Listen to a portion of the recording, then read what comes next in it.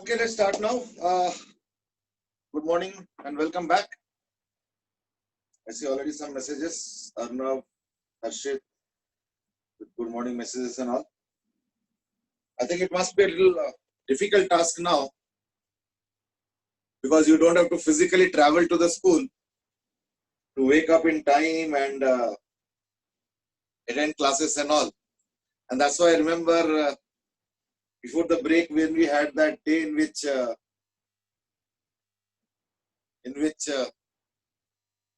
we were supposed to be on video camera. So everybody was like, नहीं, इस दिन नहीं, उस दिन नहीं, दोपहर के बाद, है ना, last class में कर लेना, नहाना पड़ेगा, types of.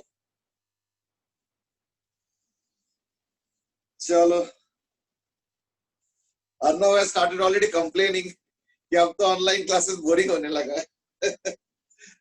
It's a fact that obviously there is no substitute to the real class that happens. I mean, there is a certain dynamism which is there, which is missing in online classes, which I agree.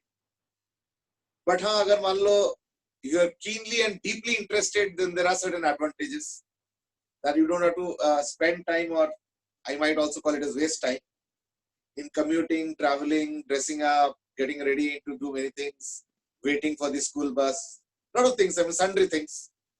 So that's a plus point, and well, if you call that as a plus point, ठीक है ना?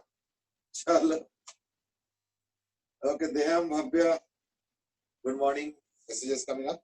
So, I think let's start a little bit where we left yesterday. We were in the middle of a discussion on how normal reaction or normal force varies, and also how tension varies. We took up an example of lift, and in that context, we did discuss a little bit. We also discovered that let's say if a body is undergoing free fall, if a body is undergoing free fall, then it does not need to be in contact. In the end, we also discussed about if something is pressed in between two surfaces, then what's the consequence in various situations. So we did discuss a few points here and there, and I think now it's time to take off from that point. As we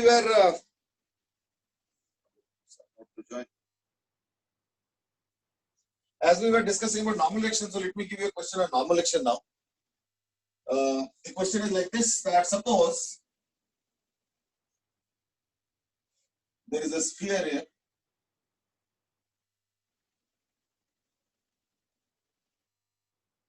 of radius, suppose 10 centimeter,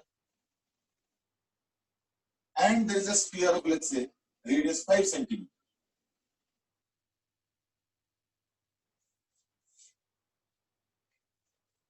Okay, and let's say this is equal to 25 centimeter, and this is 5 centimeter. This is 4 kg. This is 2 kg. Question is to find out the normal actions at, or the normal forces at all points. To find out N at all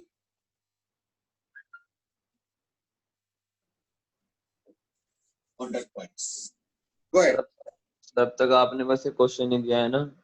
हाँ, अभी तो question दिया ही है बस, अभी start भी नहीं. Okay.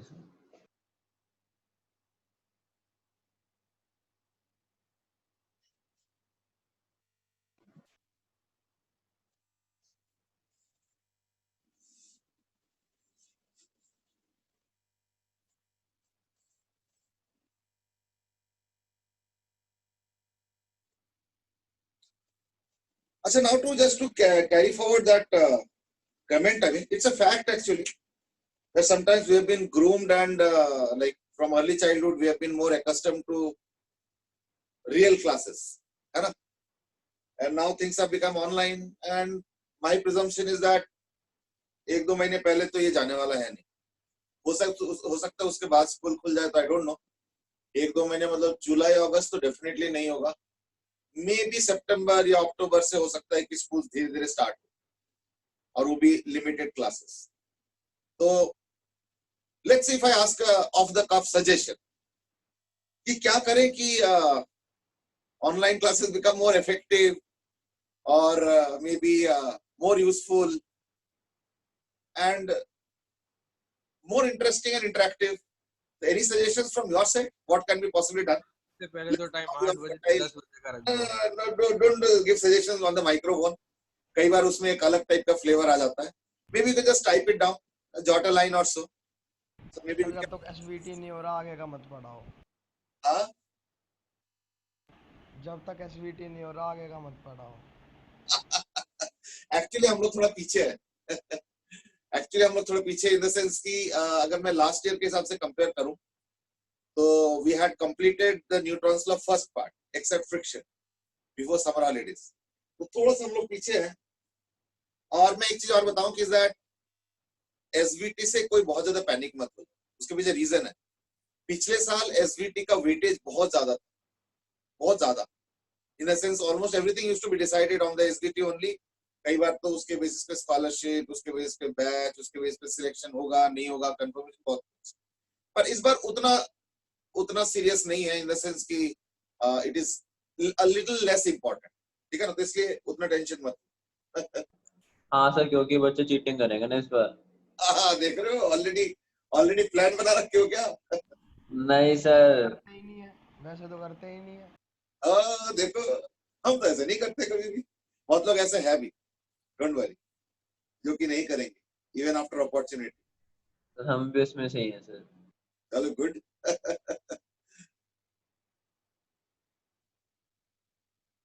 ध्रुव Sharma said कि सर स्कूल खुल जाने चाहिए. बेटे I understand everything but you know, है ना. अर्नव सेज कि 8 बजे से 10 बजे कर लो. Actually honestly speaking time is not the issue. वो तो कोई बात नहीं. वो 10 बजे होगा तो फिर वो लंबा खिंचता जाएगा. It will cross lunch time and all.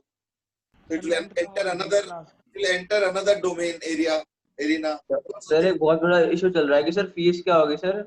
Fees देने का मैंने देखा था इशू चल रहा था. पता नहीं, I don't know. That's what I am saying, this time is little less serious, so don't worry.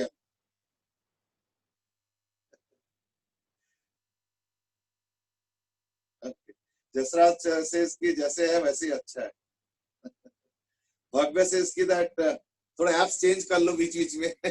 कभी गूगल मीट तो कभी माइक्रोसॉफ्ट तो कभी. Okay. Om Pathak is a totally different line कि बीच बीच में एक दो बच्चों को रोस्ट कर देते हैं. चलो, I know there will be very interesting suggestions. चलो let's carry on. First of all एक दो पॉइंट्स मैं बताना चाहूंगा. जैसे ये वाला, इस वाले रिएक्शन के लिए कोई ज्यादा सॉल्व करने की जरूरत नहीं है. इन द सेंस कि देख के बताया जा सकता है. क्यों? क्योंकि देखो, if I look at this object as a single system, these two objects as a single system, तो एक फोर्स यहाँ पे आएगा, एक फोर्स यहाँ पे आएगा, और अगर इसको देखते हो तो एक फोर्स इधर भी आएगा, एक फोर्स इधर भी आएंगे. Like there are quite a few normal actions out here, or other normal forces out here. If I start naming them, let's say name them as M1, यहाँ पे N2, इस वाले को suppose N3, यहाँ वाले को, और ये suppose N4. तो देखो कई सारी चीजें हैं. जैसे नंबर 1, N4 कितना आ गया? Anybody got? Okay, Yashu has already given the answer. सबसे नीचे वाले, चलो अब तो खैर मैंने आंसर कर दिया है, मतलब नेमिंग कर दिया था. I think it's little easier. N4 is the easiest. क्यों? क्योंकि N4 is actually supporting what? The entire weight. That's it. So therefore, N4 तो आ गया 60 Newton even without writing it. That's too obvious. दूसरी बात, अब आ जाओ N3 और N2. इसमें थोड़े से कैलकुलेशंस है. जैसे इन्होंने बताया कि ये वाला शायद बता रहे हैं कि 8 √5 और शायद एक 12 √5. This is what is being claimed here. Even Aditya also has given the same answer. Aryan has also given the same answer as 60. Okay, यहाँ पे थोड़ा सा ज्योमेट्री अभी यूज करना पड़ेगा. ज्योमेट्री इसलिए क्योंकि देखो ये 10 हो गया, तो ये हो गया 5, तो 15 आ गया. और क्योंकि यहाँ से 10 और ये 5 है, यानी इसका सेंटर बिल्कुल यहाँ पे आएगा. But that's a by chance thing. I mean, ये ना भी हो तो भी कोई ऐसा दिक्कत नहीं. So therefore, there is a certain geometry which I can use here to my advantage, and that is ये हो गया, ये हो गया. And in this case, it is given that this line is exactly tangential. उसका मैं फायदा उठाऊंगा. ये 10 हो गया और ये 15 हो गया, यहाँ से ठीक है ना। तो 225 माइनस 100 तो 125, ये नहीं हो जाएगा 5√5, ये आ गया। तो इससे क्या होगा, थीटा आ गया है ना, साइन थीटा cos थीटा सब कुछ आ गया। तो यहाँ पे जो नॉर्मलाइजेशन होगा उसका जो vertical component that is supporting the weight, तो देखो अगर मैं छोटे वाले का फ्री बॉडी डायग्राम बनाता हूं, in that case this is n3, this is theta, so this is 90 minus theta, ठीक है ना। so this is n3 cos 90 minus theta which is sin theta, और ये हॉरिजॉन्टल हो गया। ये जो हॉरिजॉन्टल है यानी n3 cos theta that will be what equal to n2, है ना। इसके cos theta will be n2 की ऑर्थो कोई फोर्स है नहीं, that will also be equal to n2। and lastly if I take the entire thing as the system, in that case देखो n2 इधर से और n1 इधर से, पर बॉडी इक्विलिब्रियम में, so therefore n2 will be equal to n1, that is also equal to n1। fine, I think we are almost there। और एक फोर्स इधर लगा लेता हूं, ये वेट हो गया 2 kg, तो यानी 20 न्यूटन। यानी सबसे पहली बात तो n3 cos 90 minus theta यानी sin theta, है ना। अब sin theta क्या लिखेंगे, 5√5 by 15 into 5√5 by 15 is equal to इसका वेट यानी 20, ठीक है ना। ये हो गया 3, तो 60 by √5, so therefore n3 आ गया equal to 60 by √5, or you can also write it as 12√5, whichever way you like, ठीक है। तो इन दोनों के बीच का फोर्स आ गया 12√5। so there is a little bit of geometry also। so मैं लास्ट n3 को ऑपोजिट डायरेक्शन में क्यों लिया आपने, नहीं एक्चुअली ऑपोजिट तो सारे होंगे, यहाँ पे भी होगा, मैंने लिखा नहीं। ये n2 भी देखो एक ऑपोजिट होगा, इधर भी एक n1 ऑपोजिट होगा, इधर भी एक n4 नीचे की तरफ होगा, वो सारे होंगे। अब दिखाया इसलिए नहीं because I am only drawing the forces that the balls are experience और the spheres are experience, so that's the difference, ठीक है ना। तो n3 आगे इन दिस केस 12√5, तो n3 cos theta is n1 and n2, like n1 is equal to n2 is equal to n3, and n3 is 12√5 into cos theta is 10 by 15, ठीक है ना। तो 5 से 2 by 3, तो 3 से 6, 3 से 4, तो 8√5, ठीक है। यानी ये दोनों फोर्सेस हो गए 8√5, यहाँ का फोर्स हो गया 12√5, और यहाँ का फोर्स हो गया 60, so that's more or less the entire superstructure, ठीक है। if anybody has a doubt you can definitely ask, देख लो।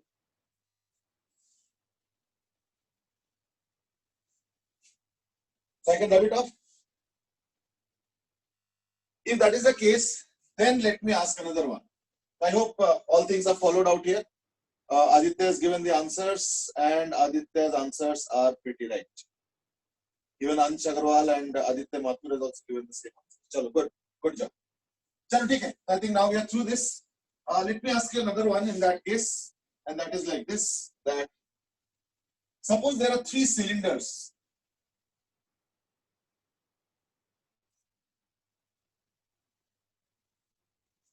And with 1 cylinder out here,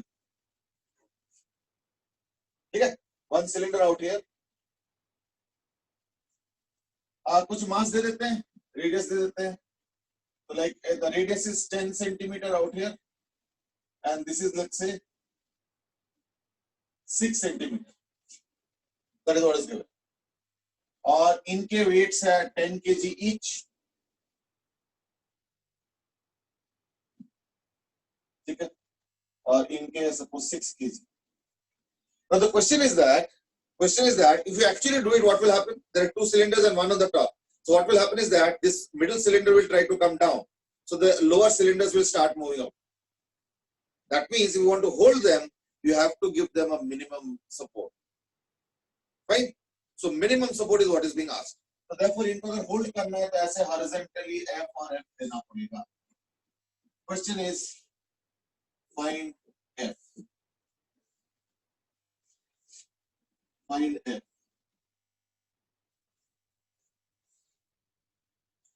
सो मैं आस्क की n1 और n2 क्यों इक्वल होगा?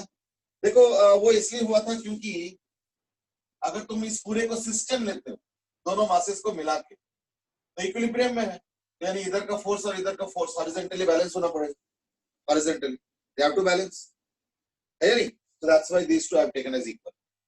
देख लो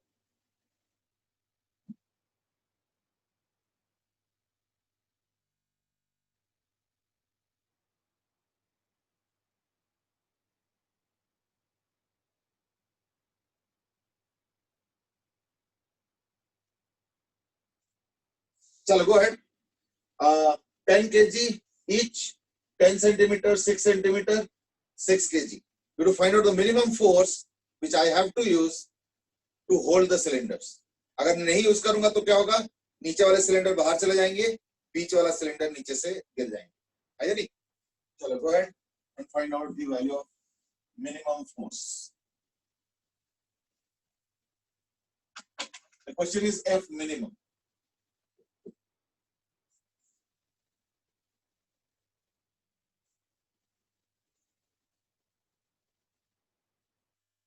चलो मैं तब तक अगला क्वेश्चन का ड्राइंग बनाता हूं।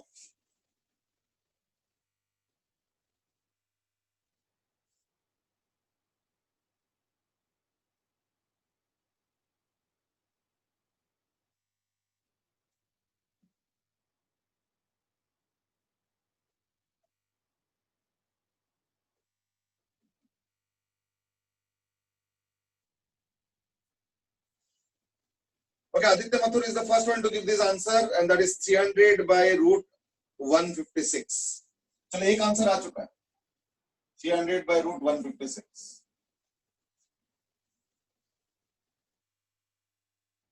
One answer is already there. What about others? जल्दी करो. Okay, when answer is also given the same answer. ऐसे केसेस में सेम आंसर आने का प्रोबेबिलिटी का है कि करेक्ट ही होगा, है ना? चलो Aditya answer has given the quickest answers. चलो good. What about others?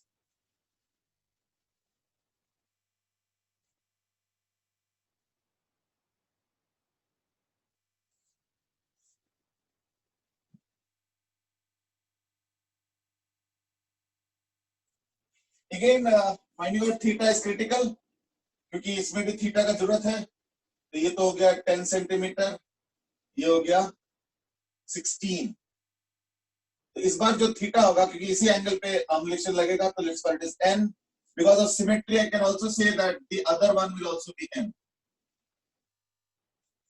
है ना? तो देयरफॉर इस बार ये थीटा इंपॉर्टेंट है, ये वाला थीटा है, तो वो थीटा होगा तो ये भी थीटा होगा, है ना? तो वो कैसे निकलेगा? तो ये भी थीटा होगा। वो कैसे निकलेगा ना? This is 10 and this is 16। तो यानी इस बार जो ट्रायंगल बन रहा है उसमें ये 10 है, ये 16 है, ठीक है ना? Slightly different answer from Aryan. Slightly different answer from Aryan, then there is 300 by 2 root 39. अच्छा नहीं, वही है। मुझे लगा अलग बता दो। चलो ठीक है, तो लाइक 16 वाला हो गया, 256 तो यानी 156, ठीक है ना?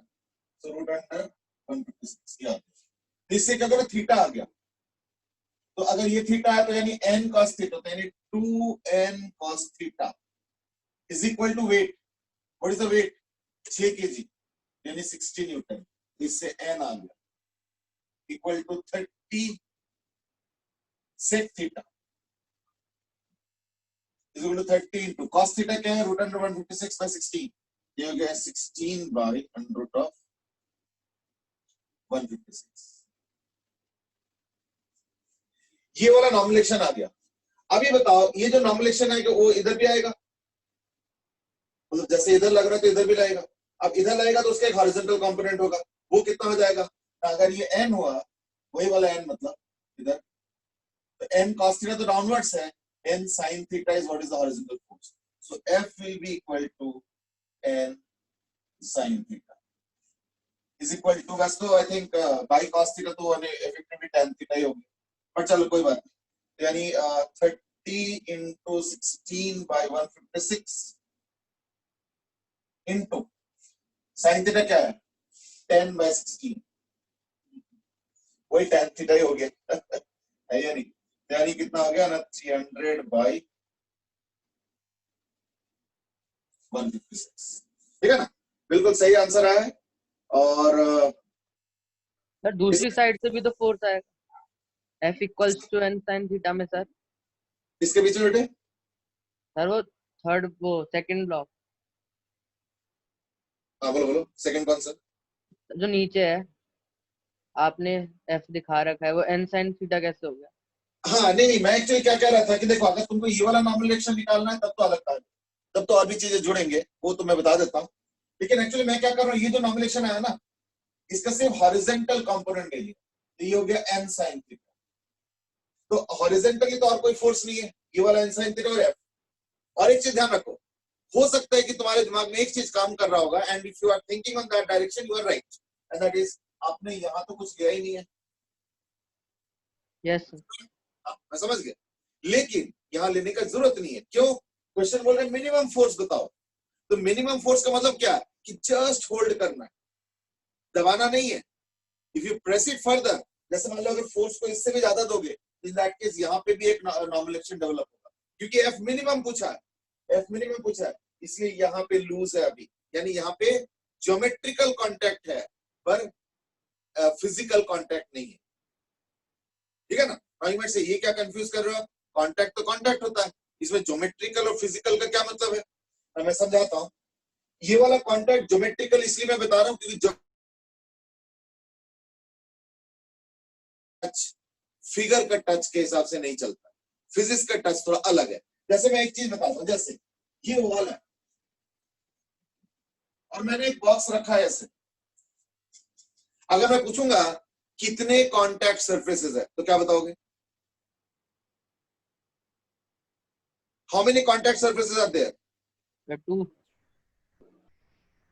ओके ध्रुव से इसकी इनफाइनाइट नहीं एक सरफेस मतलब जैसे मान लो ये बॉक्स सपोज एक क्यूबॉइड है चलो ठीक है let me make it simple sir 1 अगर प्रेजेंट नहीं है तो हाँ मैं उसी पे आ रहा हूँ is that let's consider 6 surfaces of the cuboid I can treat a box as a cuboid in that case कितने contact surfaces है इस केस में okay Jasraj has said 1 Dhruv has said infinite okay Ansh has said it depends if it is not pressing चलो ठीक है that's another opinion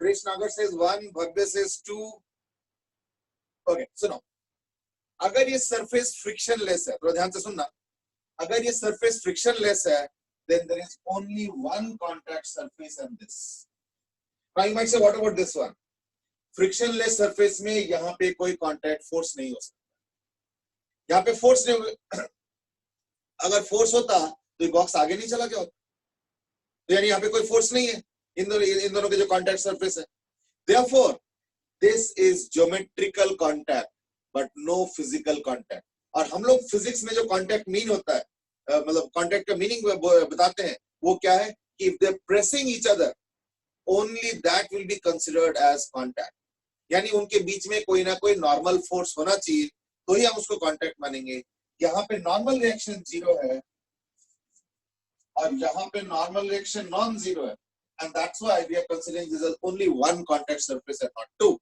so but you might say लेकिन ये तो दिख रहा है टच होते हुए दिख रहा है दिखना अलग चीज होता है फील होना अलग चीज होता है तो फिजिक्स में सिर्फ फील वाला है यानी कुछ प्रेसिंग फोर्स होना चाहिए कोई कांटेक्ट फोर्स होना चाहिए so therefore it's only one contact surface here also the same thing will happen if I apply excess force more than this then some contact force will be generated here also here also but not right now because the question is asking minimum इसलिए F minimum में यही होगा बीच में contact force को हम include नहीं करेंगे ठीक है I hope that clears the matter Aditya has given the answer is infinite ठीक है I mean I'm not going to that infinite वाला kind of discussion why because I know what you can probably say is that मैं इसको एक छोटा surface मान सकता हूँ इसको मान सकता हूँ इसको मान सकता हूँ इसको मान सकता हूँ इसको मान सकता हूँ इसको मान सकता हूँ वो तो फिर मेरे मानने के ऊपर है कि मैं उन delta delta delta delta A वाला जो सरफेसेस है मैं एक एक को सरफेस एरिया ऑफ कॉन्टैक्ट मानता हूं, so therefore it's a count, the counting goes to infinity. ठीक है, I agree to your logic, I am not disagree,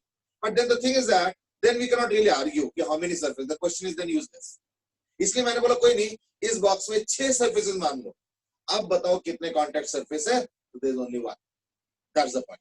ठीक है, चलो I think Aryan is given the answer to the next question probably, है ना, and that is 75 125. हाँ, second question. Okay, चलो देखो, इसमें पहली बात तो मैं एक theorem introduce करता हूँ which we had discussed very briefly earlier, and that is Lami's theorem.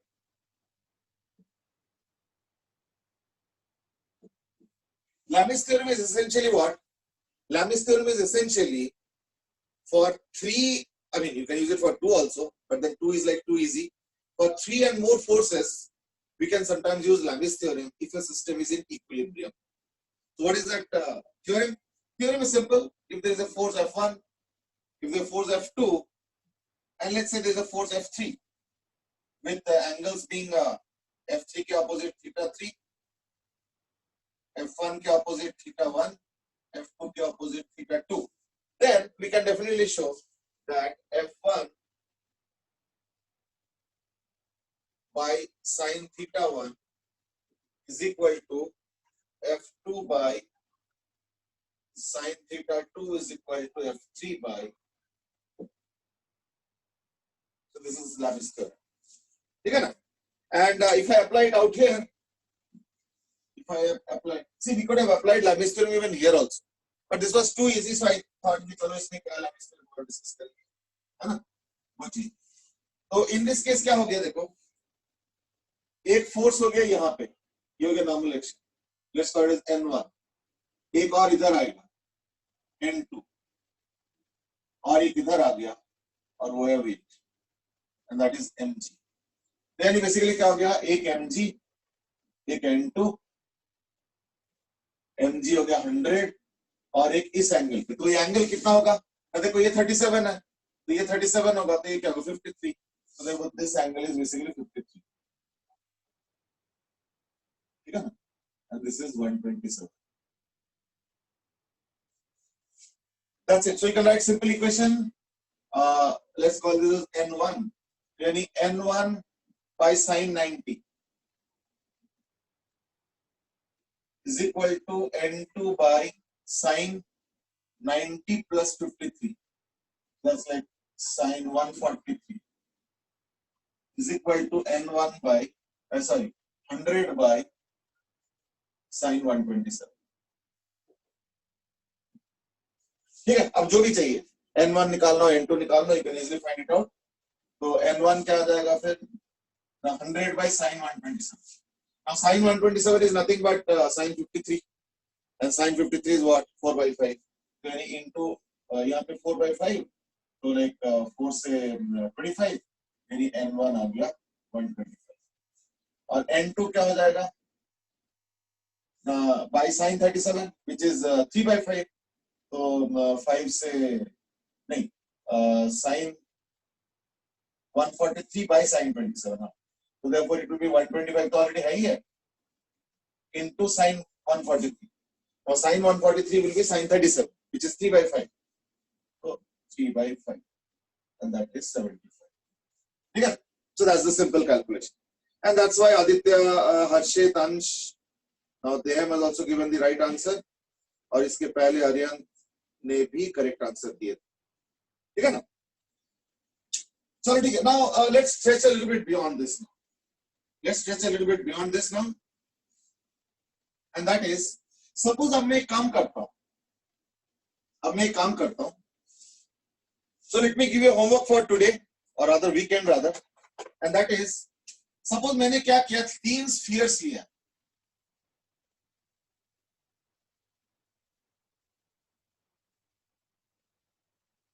So what I'm drawing is basically the top view. तो मैंने क्या किया, ग्राउंड के ऊपर एक स्फीयर ऐसे, एक स्फीयर ऐसे और एक स्फीयर ऐसे, यानी एक ट्रायंगल टाइप का बना दिया हॉरिजॉन्टल, और उनके बीच में एक और रखा है, तो ये हो गया उसका टॉप. सबके रेडियस सेम है, and that is R. So this is the top view. This is the top view. सबके रेडियस R है, और क्वेश्चन वही है, सबके मास m है, तो m r each. Question is that ये जो नीचे वाले स्फीयर्स है ये भी फिर बाहर चले जाएंगे. अगर मान लो 3 स्फीयर्स रख के ऊपर एक रखोगे ना तो देखना नीचे वाले सब बाहर की तरफ चले जाएंगे और बीच वाला स्फीयर नीचे आ जाएंगे. That will be the tendency. And if you want to stop it, you have to apply force like this. Again, the same question, and that is find F minimum. ऐसे देना पड़ेगा तुमको, तब जाके रोक पाओगे. ठीक है, अदरवाइज क्या होगा, ट्रायंगल के एजेस के अलोंग, है ना, देखना कॉर्नर्स के अलोंग तीनों बाहर की तरफ मूव करना शुरू कर देंगे. That is what is going to happen in case if you don't apply this force. F minimum.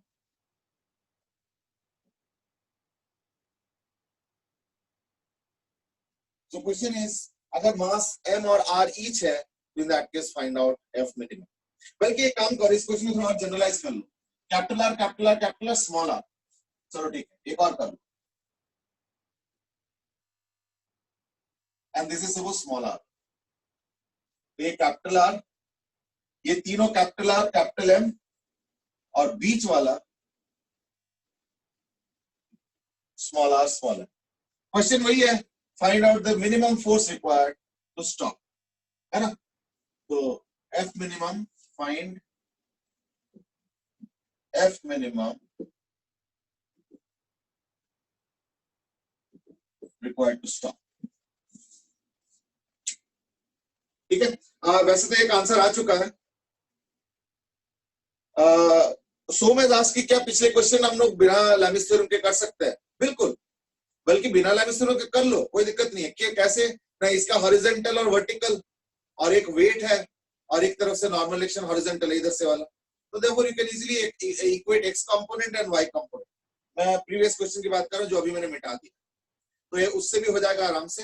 Lami's theorem use करना कोई कंपल्शन नहीं, ठीक है ना. It's just that generally whenever there are three forces and a body is in equilibrium, तो हम लोग generally Lami's theorem की तरफ ही झुक जाते हैं.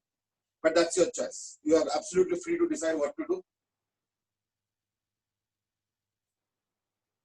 देम सेड कि ये दो अलग अलग क्वेश्चन, हाँ थोड़ा सा अलग है. ये थोड़ा सिंपलर वर्जन है, बल्कि एक काम कर सकते हो, इसको सॉल्व करके स्मॉल आर के जाए कैपिटल आर पुट कर दो, इसका आंसर आ जाएगा. It is other if you want to have a step by step kind of practice, तो पहले ये कर लो फिर ये कर लो. और अगर मान लो तुमको लगता है नहीं मैं तो एक ही क्वेश्चन के थ्रू, होता है ना कैनन फायरिंग, तो उस तरीके से करूंगा, तो ये पहले कर लो, इसमें स्मॉल आर के जाए कैपिटल आर पुट करो, उसका आंसर आ जाएगा. तो सब है या नहीं. चलो ठीक है, तो ये वीकेंड के लिए होमवर्क है. We will discuss after we begin in the next weekend. एक और क्वेश्चन मैं देना चाहता हूँ शार्प सरफेस के ऊपर, and that is like this, that suppose एक ऐसे करके सरफेस और मैंने एक सिलेंडर रखा है ऐसे, ठीक है. ये 10 सेंटीमीटर रेडियस है, ये 10 सेंटीमीटर रेडियस है, ये है सपोज 13 सेंटीमीटर, नहीं 16 सेंटीमीटर, ठीक है. और ये हो गया सपोज 4 kg. तो find out all, I mean there are two normal reactions, है ना. Find normal forces.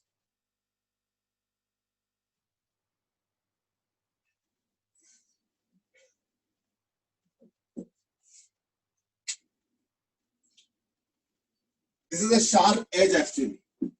ये वाला भी करो.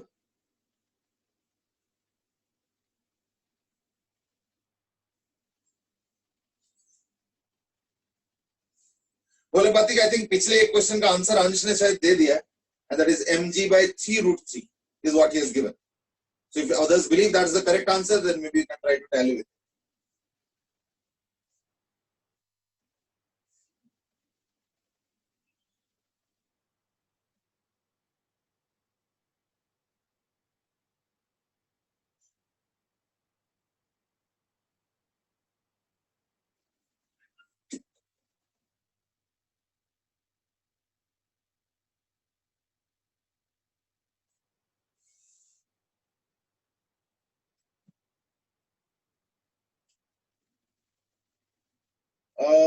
I don't know why this question is taking time. This is also equally easy, बेटे, don't worry.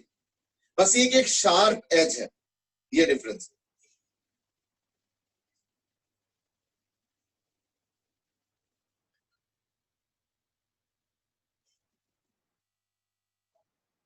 Okay, Aditya Mathur has given the first answer, and that is 50 and 30.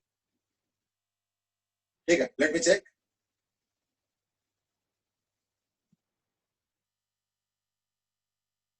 Okay, Yeshu has also given the second answer, and that is also the same, 50 and 30. My presumption is that it must be correct in that case.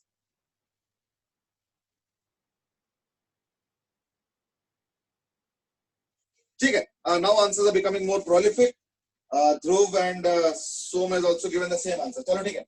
Firstly, ये edge तो है, लेकिन याद करके देखो मैंने बताया था is that अगर edge होता है और एक flat या curved surface होता है, then that case tangent के perpendicular, यानी वहां के surface के perpendicular होगा. So therefore, the normal action will still be directed like this one.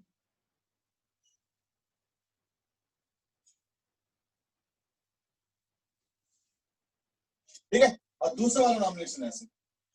So we can here also still use Lamis theorem. कैसे? ना ये 16 सेंटीमीटर है और ये 10 है, यानी अगर मैं ये एंगल देखता हूं तो ये हो गया 6, ये सेंटर से है और ये हो गया 10. So therefore this angle is again what 53 degree. वो तो बाई चांस की बात है, खैर वो उतना इंपॉर्टेंट नहीं है, बट देन व्हाटएवर फिर भी. यानी अब मैं अगर लेविस थ्योरम लगाता हूं तो ये आ गया 53 डिग्री, एक हॉरिजॉन्टल और एक ऐसे. ठीक है ना, क्योंकि ये 53 डिग्री है तो ये 53 डिग्री, ये 10 हो गया, 6 होगा तो ऑब्वियसली इसके 8 होना पड़ेगा, तो 53 डिग्री हो गया. तो therefore this is 143 degree, this is 90 degree, and this is 127 degree. ठीक है ना, that's it. तो ये तो हमें पता ही है कितना 40, ये n1 मान लो, इसको n2 मान लो, यानी n2 by sin 90, which is 1 actually, but चलो कोई नहीं, मैं फॉर्मेलिटी पूरा कर रहा हूँ, is equal to n1 by sin 43, n1 by sin 143 is equal to mg, which is 40 by sin 127.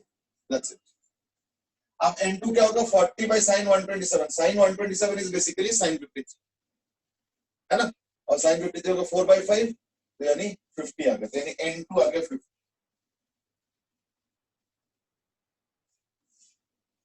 If you are applying Lamis theorem, अगर तुम कंपोनेंट से कर रहे हो, most welcome, it's your choice, absolutely no problem. ठीक है, चलो ठीक है, some correct answers already started creating it, good job. But साथ में ये भी बताऊंगा इज दैट काफी कम लोग आंसर्स दिए, है ना. I don't know, that's because of fatigue factor, कि अब बहुत हो गया काइंड ऑफ, या you know may be still thinking, I don't know. ठीक है, I think we had sufficient exposure to Lamis theorem. There could be more also, but I think let's put a cap here. Okay. Today we will now move on to the last force that we were supposed to discuss before we move on to friction. Friction is probably the most interesting force, but that will take some time to start. I mean, today we will talk about spring force.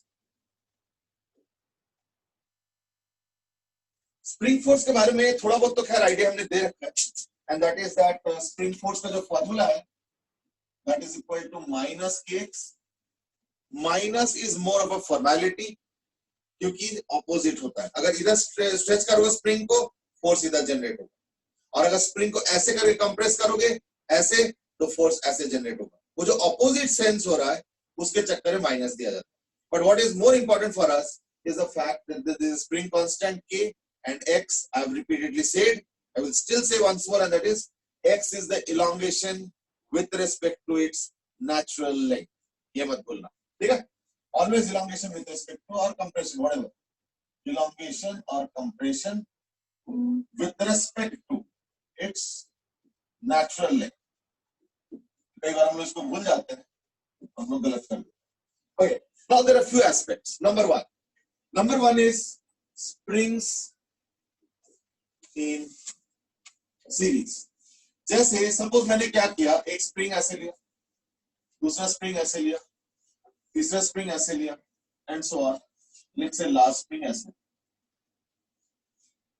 अभी हो गया springs in series. अब suppose मैं इसको stretch करता हूं, ठीक है, तो हो गया K1, K2, K3 up to K।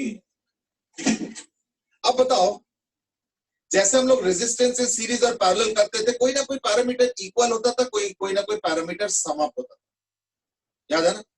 तो बता सकते हो कि अगर मान लो इसको मैं स्ट्रेच करता हूं by force F at both ends, ध्यान रखना स्प्रिंग तभी स्ट्रेच होता है जब दोनों तरफ फोर्स F होता है। जैसे कई बार मैं गलत फहमी बताता हूं, सपोज मैं कहता हूं कि एक स्प्रिंग मैंने लिया है और यहां पे एक रीडिंग रख दिया, this is spring balance, showing the reading, और मान लो मैंने दोनों तरफ 20 न्यूटन दिया है, so what is the reading out here? And let's say another case in which the same spring is there और मैंने एक ही तरफ 20 न्यूटन दिया। अब बताओ, इसका अगर रीडिंग सपोज F1 है, इसका अगर F2 है, तो F1 is to F2 क्या होगा बताओ?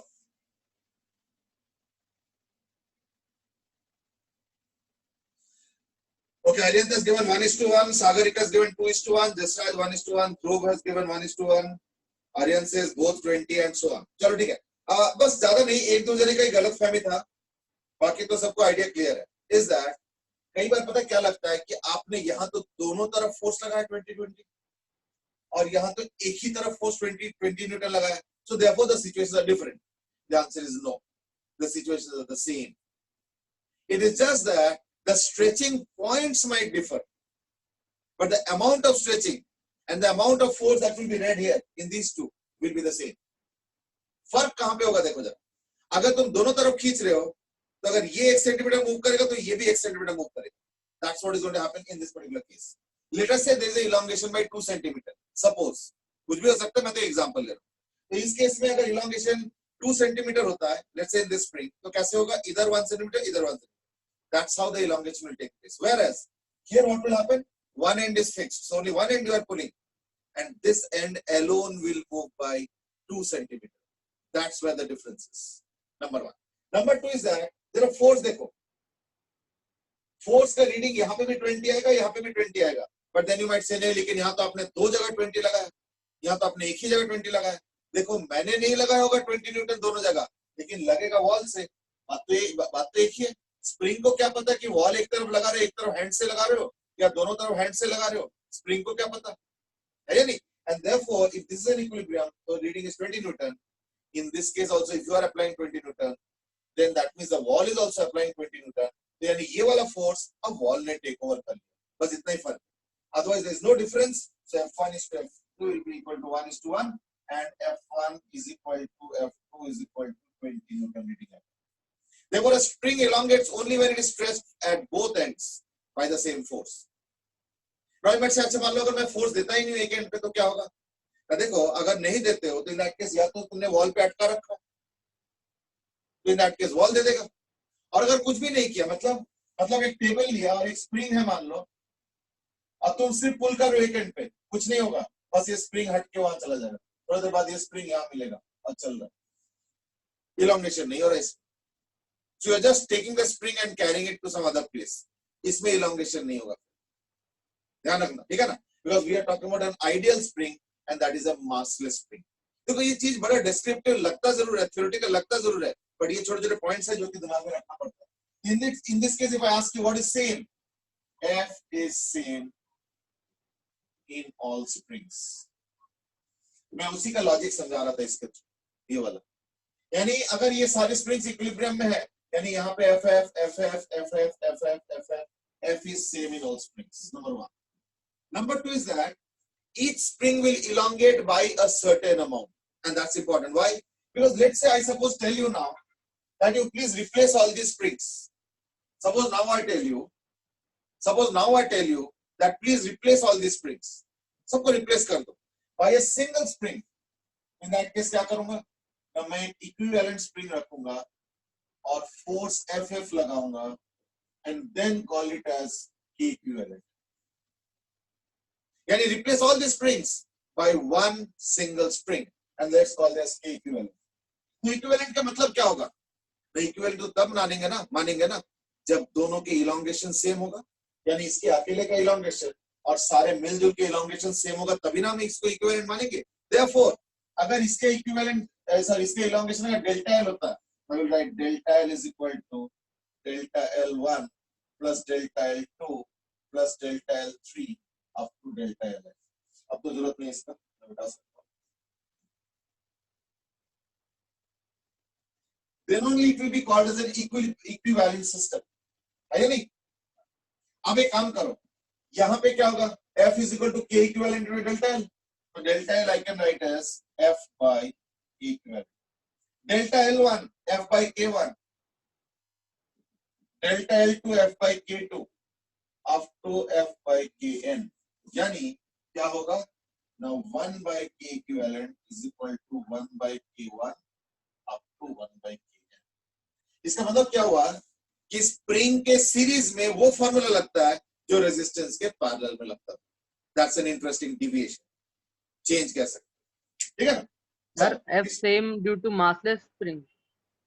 ये जो भी हम लोग अभी इस चैप्टर में डिस्कस करेंगे ना, they are all massless springs. Mass वाला स्प्रिंग का डिस्कशन पहली बार हम लोग करेंगे चैप्टर नंबर 14 में करेंगे, ऐसे नहीं कि बिल्कुल नहीं करेंगे, बट 14 चैप्टर में जाके करेंगे, नॉट राइट। अभी फिलहाल सारे स्प्रिंग्स मासलेस, ठीक है? So that's about series. अब इसमें एक चीज और भी है, एक चीज मैं लिखने वाला, एंड दैट इज हर एक का देखो इलोंगेशन अलग अलग होगा। अगर K1 K2 K3 सारे अलग है तो इलोंगेशन अलग होगा। तो बता सकते हो इससे क्या कंक्लूड करोगे? अगर मान लो delta L I is greater than delta L J है, तो इससे क्या कंक्लूड करोगे कि वो ज्यादा तगड़ा स्प्रिंग है, यानी के आई मतलब ये वाला ज्यादा तगड़ा spring is less than. In fact series में क्या होगा? Delta L I by delta L J is equal to K J bye के।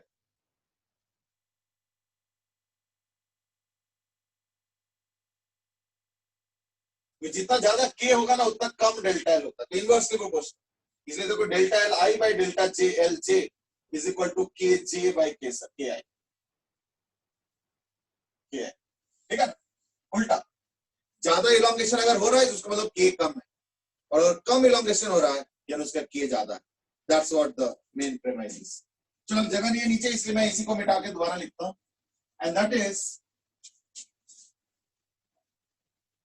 मैं एक स्टेटमेंट लिख रहा हूं, इसको जरा प्रूव करो, and that is 3। 4 is that, ये चलो पहले मैं काम करता हूं, फॉर इक्वल स्प्रिंग्स यानी के आई is equal to K J is equal to के, तो के इक्विवेलेंट क्या होगा? के बाय एन, क्यों? 1 बाय के 1 बाय के 1 बाय के 1 बाय 1 बाय के, यानी क्या एन बाय के, फिर इसको पलटोगे है ना, पलटोगे है ना, 1 बाय के इक्वल टू 1 बाय के 1 बाय के 1 बाय के, तो एन बाय के, पलटोगे तो क्या हो? के बाय एन, ये मिल रहा है ना, अगर इक्वल हुआ तो। इन दिस केस क्या होगा? Delta L I is equal to delta L J is equal to delta L total by N, ये भी लिख सकते हो। एक लास्ट पॉइंट जरा प्रूव करो, एक लास्ट पॉइंट बता रहा हूं मैं जिसको तुमको प्रूव करना है, एंड दैट इज, एक चीज देखा होगा कि अभी हम लोग सिर्फ फोर्स के बारे में पढ़ रहे हैं कि फोर्स होता कैसे है और अलग अलग सिचुएशन। चलो तो लास्ट पॉइंट इज दैट के equivalent is less than K least, यानी जो सबसे कम के वाला स्प्रिंग होगा उससे भी कम होगा के equivalent. So K equivalent is lesser than K least. जो सबसे छोटा स्प्रिंग है, जो सबसे हल्का स्प्रिंग है, उससे भी कम होगा। Go ahead and prove it. Delta L आई क्या है इसमें? डेल्टा एल आई का मतलब होता है ith स्प्रिंग का डेल्टा। तो मिटा दिया मैंने, हाँ ये वाला अच्छा नहीं है। और डेल्टा एल जे का मतलब होता है जेथ स्प्रिंग का डेल्टा एल, लेकिन वो सारे इक्वल होंगे, ठीक है ना, ये कहने का मतलब। और क्योंकि सारे स्प्रिंग्स एक जैसे हो गया तो सब लोग जो है ना इक्वल इक्वल इलोंगेशन करेंगे, तो टोटल इलोंगेशन अगर डेल्टा एल है यानी एक एक स्प्रिंग क्या होगा, delta L by N, delta L by N, delta L by N, delta L by N, elongation क्या होगा, तो वही चीज मैंने लिखा। K equivalent is less than K least. अब ये कैसे होगा, है ना, तो उसके लिए मैं एक काम करता हूं, मैं कहता हूं कि suppose out of two springs K1 is suppose less than K2.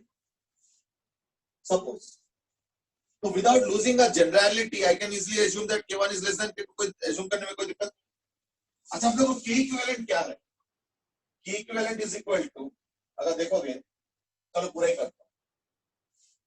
1 by K equivalent is equal to 1 by K1 plus 1 by K2. So that implies K equivalent is equal to K1 K2 by K1 plus K2, which can be definitely written as K1 by K2 से divide कर लो तो K1 by 1 plus K1 by K2। अब बताओ ये जो K1 है इसके नीचे क्या है, 1 plus K1 by K2। अब ये तो 1 से ग्रेटर ही है, that means it has to obviously less than K1। यानी अगर दो स्प्रिंग्स में कंपेयर करते हो तो जो K इक्विवेलेंट बनता है that is less than K1, और K1 को मैंने लिया था is what lesser than K2, यानी सबसे जो दोनों में से जो छोटा स्प्रिंग कांस्टेंट था उससे भी छोटा आ रहा है इक्विवेलेंट स्प्रिंग कांस्टेंट। और एक काम करो, अब K3 जोड़ लो इसके साथ, तो इनमें से जो छोटा होगा उससे भी कम होगा, फिर K4 जोड़ लो तो उनमें से जो छोटा होगा उससे भी कम होगा, इसलिए ऐसे करते करते करते करते जुड़ते जाओगे, in that case क्या आ जाएगा, you will be able to easily prove that K equivalent is always lesser than the least spring constant। Sir please से लगेंगे हाँ बेटे, सर, एक बार फिर से बता दूं। नहीं what I'm saying K1 is that K equivalent निकल गया ना, K1 into K2 by K1 plus K2। अब K2 से डिवाइड कर लो तो ये आ गया एक्सप्रेशन। अब बताओ इसमें K1 upon 1 plus something excuse me, तो ये डिनोमिनेटर तो मोर देन 1 है, यानी ये लेस देन K1 होगा, ये जो पूरा क्वांटिटी है ये लेस देन K1 होगा। अब बताओ यानी दो स्प्रिंग्स में जो इक्विवेलेंट स्प्रिंग कांस्टेंट बन रहा है वो उन दोनों के जो छोटे वाले वैल्यू है, देखो मैंने K1 लेस देन K2 लिया आउट ऑफ टू स्प्रिंग्स, तो K इक्विवेलेंट छोटे वाले वैल्यू से भी कम आ गया। अब अगर तुम तीसरा जोड़ोगे इन दैट केस जो इक्विवेलेंट 2 के लेके बना और एक तीसरा लेके बनेगा उन दोनों से भी छोटा आएगा, यानी एक एक करके स्प्रिंग जोड़ते जाओगे तो जो स्मॉलर वैल्यू हो रहा है उससे भी छोटा होता जा रहा है, यानी क्या हो रहा है, हमेशा क्या होगा, K equivalent will be less than the least spring constant. तो ही मैंने लिखने का मतलब ये था, K का जो लीस्ट वैल्यू है उससे भी कम वैल्यू होगा K equivalent, that's the proof of it, ठीक है ना। Okay, so that was about your springs in parallel, series। Springs in parallel में क्या होगा, इन्हीं के कॉरेस्पॉन्डिंग लिखेंगे। Springs in parallel में क्या होता है, देखो this is springs in parallel, K1, K2, K3, है ना, इस तरीके से K, और मान लो मैंने फोर्स लगाया, ठीक है, so this is like the wall and all, ये हो गया K1, K2 करते करते करते। इस बार देखो क्या होगा, जब मैं इस पूरे सेट ऑफ स्प्रिंग्स को पुल करूंगा ऐसे करके, तो क्या होगा, ये पूरी पॉइंट्स यहां शिफ्ट होंगे, यानी इस बार delta L is same for all springs. इस बार डेल्टा एल सारे स्प्रिंग्स का सेम आएगा, डेल्टा एल, ठीक है। अच्छा इसका मतलब क्या है कि ये जो फोर्स मैं अप्लाई कर रहा हूं, मेरा ये फोर्स कौन बैलेंस कर रहा है, थोड़ा बहुत ये वाला स्प्रिंग लोड टेकअप कर रहा है, कुछ लोड इसके ऊपर आ रहा है, कुछ लोड इसके ऊपर आ रहा है, यानी पिछले बार क्या हुआ था, फोर्स सेम था, इलोंगेशन का जो टोटल वैल्यू है that was summation of the individual elongations. इस बार क्या है, इलोंगेशन सबका सेम है, लेकिन जो फोर्स मैंने अप्लाई किया that is equal to the force on each spring. यानी अगर इस स्प्रिंग में मान लो अगर फोर्स F1 है, इस स्प्रिंग में अगर F2 है, इस तरीके से करते करते Fn है, यानी सबसे पहले मैं लिख सकता हूं F is equal to F1 plus F2 up to Fn। लेकिन एक चीज है कि सबका इलोंगेशन सेम है, डेल्टा एल। यानी अगर मान लो मैं रिप्लेस करना चाहूंगा by single spring which I can call as K equivalent, इसका मतलब क्या कि अगर F रखते हो तो इसका भी वही डेल्टा एल होना चाहिए, है ना? तब तो होगा यही डेल्टा एल उसको भी होना चाहिए। यानी मैं इसको लिख सकता हूँ F is equal to K equivalent into delta L. इसमें क्या होगा, इसमें लिख दो K equivalent delta L. F1 क्या होगा ना, इसका भी डेल्टा एल इलॉन्गेशन है into K1, so that will be F1, यानी K1 delta L plus K2 delta L करते करते Kn डेल्टा एल, बस आ गया इसका स्प्रिंग फोर्स। क्या आ गया, therefore K equivalent is equal to K1 plus K2 up to। I think इस तरीके से कहना थोड़ा आसान हो जाता है। इस केस में क्या होगा, Fi greater than Fj implies Ki greater than Kj। और क्या ना, obviously K equivalent is greater than K large। I think इसमें तो ऑब्वियस है, इसमें तो कुछ प्रूव करने की जरूरत नहीं। क्यों, मैं सारे स्प्रिंग कांस्टेंट्स ऐड ही कर रहा हूं, तो जो सबसे बड़ा वो स्प्रिंग कांस्टेंट होगा उसके साथ भी तो कुछ ऐड ही हो रहा है K इक्विवेलेंट निकालने के लिए। Obviously K equivalent will be greater than the largest spring constants amongst all the springs in parallel. ये हो गया springs in parallel.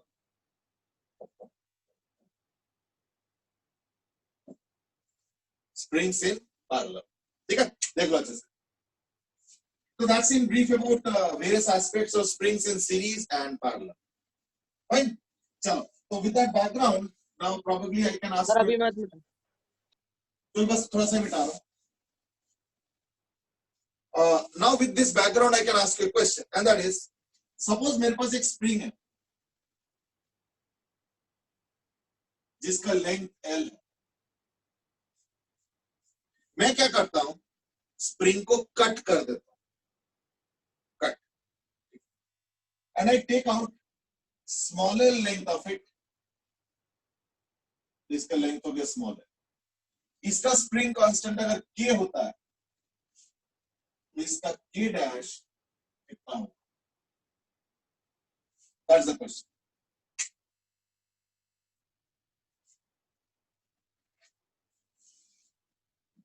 I hope I can now rub it. So the question is that अगर मान लो मेरे पास एक spring है जिसका spring constant K है और इसका लेंथ L है, कैपिटल L है, कैपिटल L है। मैं उसमें से एक स्मॉलर पोर्शन को लेके यहाँ पे कट कर देता हूँ, इस पॉइंट पे कट कर देता हूँ, तो ये पोर्शन अलग हो गया, तो वो लेके आ गया।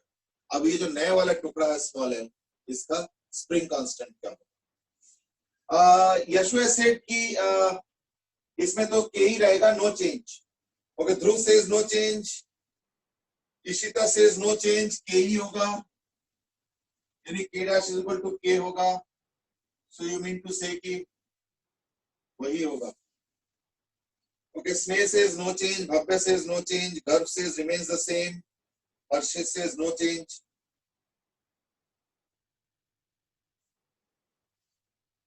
एक चीज थोड़ा सा ना लॉजिकली देखो, क्योंकि देखो सब लोग नो चेंज बोल रहे हैं, इसका मतलब कहीं ना कहीं मुझे लगता है कि मैं ठीक से कन्वे नहीं कर पाया हूँ स्प्रिंग कांस्टेंट के बारे में आइडिया। एक चीज अगर लॉजिकली देखो, चलो ठीक है मैं मानता हूँ नो चेंज, तो लॉजिकली देखो कि नो चेंज वाला ऑप्शन में फ्लॉ क्या।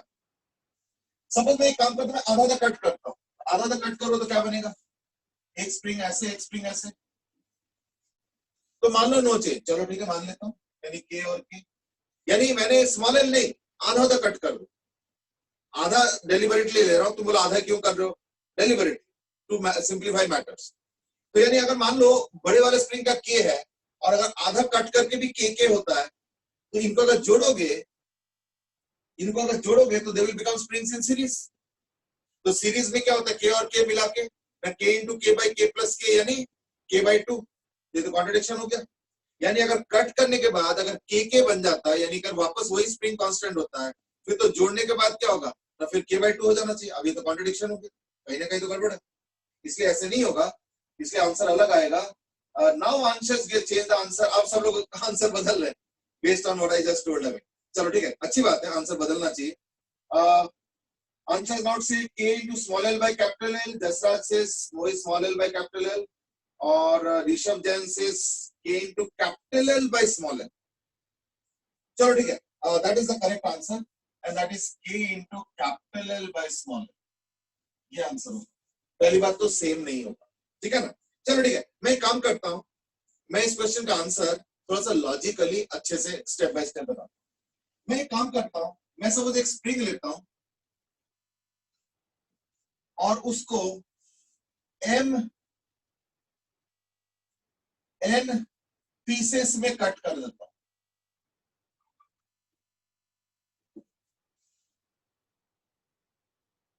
यानी एक एक टुकड़ा जो है ऐसे कर,